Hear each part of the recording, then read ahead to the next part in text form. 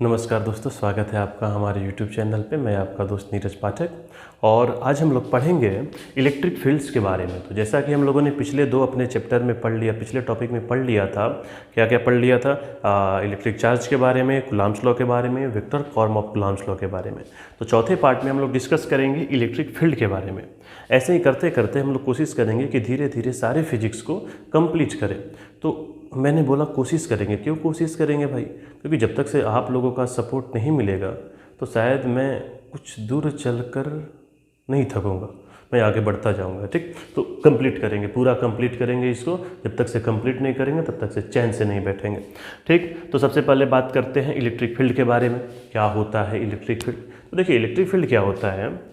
3-dimensional space around a point charge in which another charge experience a force of interaction। मतलब क्या हुआ भाई? मतलब समझने के लिए सबसे पहले जो बता रहे हैं वो समझिए। मान के चलिए कि यहाँ पे एक मेरा चार्ज Q था। ठीक, मेरा चार्ज Q था, चार्ज Q आराम से मस्त पड़ा था, कोई इसको कुछ भी दिक्कत नहीं था। ठीक है, फिर क्या हुआ कि हम एक दूसरा चार्ज उठा के लेकर आए। तो जैसे ही हम दूसरा चार्ज उठा के लेकर आए ना, फोर्स एक्सपीरियंस करने लगा, टेंशन में आ गया, फोर्स एक्सपीरियंस करने लगा बेचारा। कितना फोर्स एक्सपीरियंस करने लगा बताने का ज़रूरत नहीं है, आप लोगों को पता है, पता होना चाहिए। कूलम्ब्स लॉ से हम लोग आराम से निकाल सकते हैं। ठीक, तो जब ये फोर्स एक्सपीरियंस करने लगा तो ये फोर्स जितना एक्सपीरियंस किया उतना ही ये भी फोर्स एक्सपीरियंस किया, जितना ये किया उतना ही क्या किया, ये भी किया भाई। अच्छा, तो ये भी जब उतना ही फोर्स एक्सपीरियंस किया तो अब बात ये आ रहा है दिमाग में कि ये वाला चार्ज या फिर ये वाला चार्ज क्यों फोर्स एक्सपीरियंस किया? ये तो आके इसको भाई मार के तो नहीं ना गया, टच करके फिजिकल कांटेक्ट से तो फोर्स नहीं लगाया, तो क्यों फोर्स एक्सपीरियंस किया? तो फोर्स क्यों एक्सपीरियंस किया उसका जवाब देखिए क्या लिखा है कि 3-dimensional space around a point charge, कि एक पॉइंट चार्ज के अराउंड 3-dimensional स्पेस में एक ऐसा चीज है in which another charge experience a force of interaction. अगर कोई दूसरा चार्ज आता है ना तो उसको क्या लगता है भाई बताइए? फोर्स एक्सपीरियंस होता है। तो वैसे एरिया को हम लोग क्या बोलेंगे? इलेक्ट्रिक फील्ड बोलेंगे। फिर से इलेक्ट्रिक फील्ड क्या होता है? 3-dimensional space around the point charge या फिर कोई भी चार्ज बोलिए in which another charge influence a force is called the electric field. ठीक, तो इसमें ज़्यादा समझने की जरूरत नहीं है, ये चीज़ समझ में आ गया होगा। अब हम लोग बात करते हैं कि इलेक्ट्रिक फील्ड के स्ट्रेंथ को हम लोग दो तरीके से नापते हैं। इलेक्ट्रिक फील्ड का स्ट्रेंथ, इस पॉइंट पे हमें पता करना है कि इलेक्ट्रिक फील्ड की वैल्यू कितनी है, कितना है उसका, ताकत कितना है इलेक्ट्रिक फील्ड का, कितने ताकत से वो फोर्स लगाएगा। तो वो हम लोग दो तरीके से मेजर करते हैं। एक मेजर करते हैं इलेक्ट्रिक फील्ड इंटेंसिटी और एक मेजर करते हैं इलेक्ट्रिक पोटेंशियल। तो एक मेजर करते हैं इलेक्ट्रिक फील्ड इंटेंसिटी और एक है पोटेंशियल, वो आएगा बाद में। जब पोटेंशियल पढ़ेंगे तो पोटेंशियल उस समय आएगा। पोटेंशियल कैसी क्वांटिटी है? स्केलर क्वांटिटी है। मतलब हम लोग दो तरीके से रिप्रेजेंट करते हैं उसके स्ट्रेंथ को। एक वेक्टर फॉर्म में आ जाता है इलेक्ट्रिक फील्ड इंटेंसिटी और दूसरा पढ़ते हैं स्केलर फॉर्म में। स्केलर फॉर्म में क्या आ जाता है? इलेक्ट्रिक पोटेंशियल आ जाता है। ठीक, तो अभी हम लोग पढ़ते हैं इलेक्ट्रिक फील्ड इंटेंसिटी के बारे में। इलेक्ट्रिक फील्ड इंटेंसिटी क्या होता है? तो इलेक्ट्रिक फील्ड इंटेंसिटी होता कुछ नहीं है, मतलब होता है, ये क्या बताता है कि किसी पॉइंट पे इलेक्ट्रिक फील्ड का स्ट्रेंथ कितना है। किसी पॉइंट पे इस चार्ज की वजह से इलेक्ट्रिक फील्ड का स्ट्रेंथ कितना है, यही बताएगा इलेक्ट्रिक फील्ड इंटेंसिटी। तो कैसे बताता है कितना है? तो क्या कितना है, क्या बताएगा कि force experience by unit positive test charge. Force experience by unit positive test charge. क्या होता है यूनिट पॉजिटिव टेस्ट चार्ज? तो यूनिट पॉजिटिव टेस्ट चार्ज एक ऐसा चार्ज होता है जिसका मैग्नीट्यूड कितना है? 1 है। नाम से लग रहा है भाई, हम अपने से थोड़ा ही बता रहे हैं, नाम ही से लग रहा है। यूनिट मतलब 1, मैं पॉजिटिव मतलब इसकी वैल्यू क्या है, मतलब ये इसका जो मतलब पॉजिटिव है या नेगेटिव है, सिंबल क्या है, तो कैसा है ये? पॉजिटिव है। तो force experience by unit positive test charge at a point in electric field is called the electric field intensity. मतलब क्या कि देखिए इलेक्ट्रिक फील्ड इंटेंसिटी क्या होगा, यहाँ पे एक हम क्या रखें, टेस्ट चार्ज। कैसा टेस्ट चार्ज है? यूनिट पॉजिटिव टेस्ट चार्ज है, यूनिट पॉजिटिव टेस्ट चार्ज है। अच्छा, तो ये जो टेस्ट चार्ज है ना, जितना फोर्स एक्सपीरियंस करेगा, ये जो चार्ज है जितना फोर्स एक्सपीरियंस करेगा वही क्या हो जाएगा, मेरा इलेक्ट्रिक फील्ड इंटेंसिटी हो जाएगा। ये चार्ज क्या है? ये चार्ज कोई छोटा मोटा चार्ज नहीं है, मतलब एक स्पेशल टाइप का चार्ज है। कैसा चार्ज है? टेस्ट चार्ज है। अच्छा, टेस्ट चार्ज के बाद कैसा है? यूनिट पॉजिटिव चार्ज है। तो जब यूनिट पॉजिटिव टेस्ट चार्ज है, जितना वो फोर्स एक्सपीरियंस करेगा वही मेरा क्या हो जाएगा, बताइए, इलेक्ट्रिक फील्ड इंटेंसिटी हो जाएगा।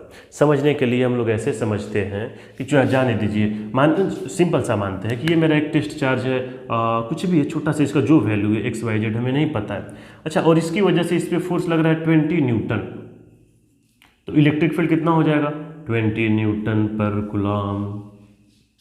अच्छा, अगर मान के चलिए कि हम बोलते हैं कि मेरा 4 कूलम्ब का चार्ज रखा है और इस पे फोर्स लग रहा है 20 न्यूटन, बताइए इस पॉइंट पे इलेक्ट्रिक फील्ड कितना होगा?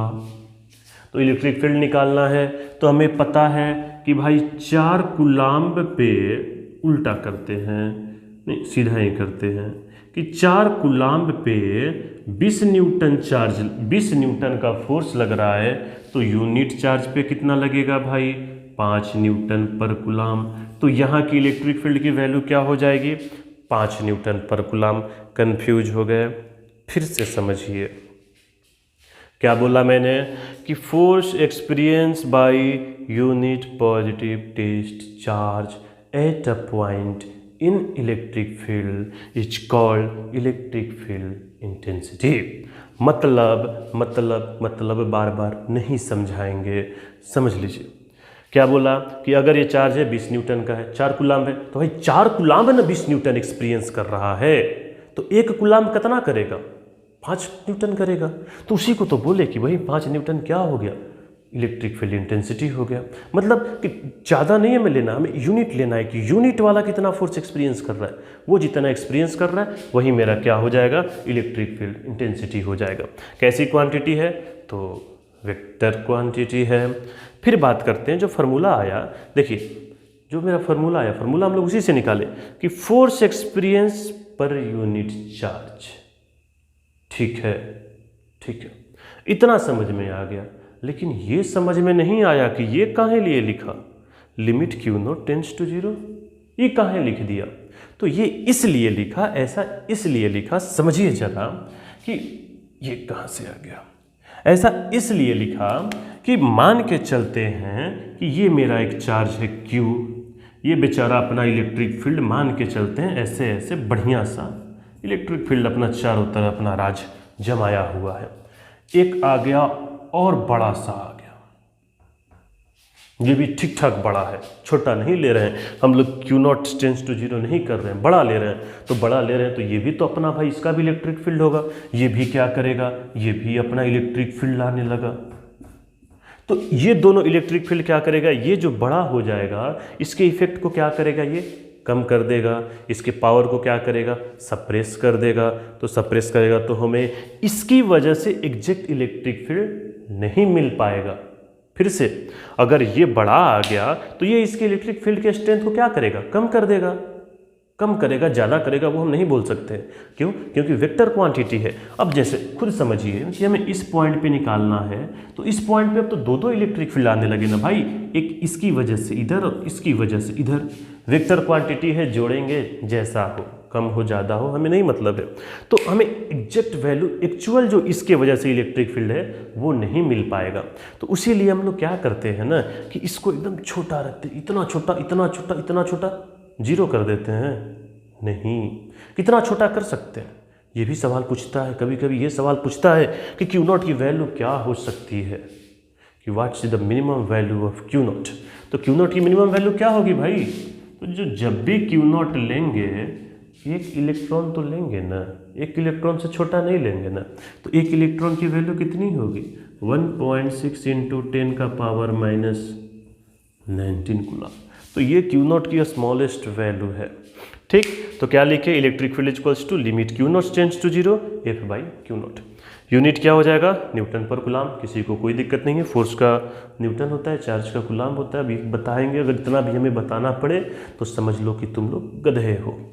फिर हम लोग बात करते हैं अगला point, its direction is outward for positive charge and inward for negative charge. मतलब समझिए जरा,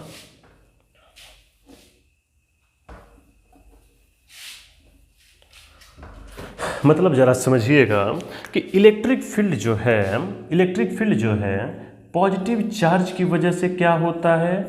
बाहर की तरह होता है, और निगेटिव चार्ज की वजह से क्या होता है? अरे बाहर की तरह एरो बनाएंगे तब ना। लो, एरो बन गया, खुश हो जाओ। निगेटिव चार्ज की वजह से किधर की तरह होगा? अंदर की तरह होगा। क्यों बाहर की तरह, क्यों अंदर की तरह? तो इलेक्ट्रिक फील्ड का डायरेक्शन क्या होता है भाई? तो डायरेक्शन होता है यूनिट पॉजिटिव टेस्ट चार्ज पे जो फोर्स का डायरेक्शन है वही डायरेक्शन होगा। लो भैया, पॉजिटिव चार्ज रख दिए, यूनिट पॉजिटिव टेस्ट चार्ज। बताइए, पॉजिटिव है तो फोर्स का डायरेक्शन किधर होगा? बाहर की तरह। अच्छा, यहाँ पे रख दिए छोटा सा पॉजिटिव चार्ज, और यहाँ पे ये हम क्या किए? फोर्स का डायरेक्शन किधर की तरह होगा बताइए? अंदर की तरह होगा। क्यों? ये निगेटिव है, ये पॉजिटिव है, अट्रैक्ट करेगा। इतना भी बताना पड़े, डूब मरो चुल्लू भर पानी में। ठीक, तो ये हम लोगों ने पढ़ लिया कि इलेक्ट्रिक फील्ड क्या होता है, इलेक्ट्रिक फील्ड इंटेंसिटी क्या होता है। अब हम लोग पढ़ने जाएंगे इलेक्ट्रिक फील्ड लाइंस के बारे में कि इलेक्ट्रिक फील्ड लाइंस क्या होता है। ठीक, तो अभी हम लोग ये पढ़ते हैं। देखिए, अभी हम लोग ये पढ़ रहे हैं, आप लोगों को लग रहा है कि छोटा छोटा चीज़ है कि अरे इतना आसान क्यों बता रहे हैं। तो देखिए, शुरू से ही शुरू करते हैं। ये भी ऐसा नहीं कि हमारे सिलेबस में नहीं है, ये सिलेबस में है। हाँ, कुछ लोग इसको पढ़ लिए होंगे तो उन लोगों को लग रहा होगा कि इतना हलवा बता रहा है। तो ऐसा कुछ नहीं है, ये आसान नहीं है। जो नहीं पढ़ा है उसके लिए तो भाई टफ है। तो शायद ये उनके लिए कम लगे जो इसको पहले से पढ़ लिए हो। वो लोग समझेंगे कि यह क्या बता रहा है। लेकिन हाँ, इतना हमें पूरा विश्वास है कि जो लोग नहीं पढ़े हैं वो अगर देखते हैं इस वीडियो को तो वो ज़रूर एक बार लगेगा कि ना, मेरे लिए हेल्पफुल है, हमको समझ में आ रहा है। और इतना हमको विश्वास है कि अगर आप इसको आराम से देखिएगा, शांति से बैठ के, तो ज़रूर समझ में आएगा।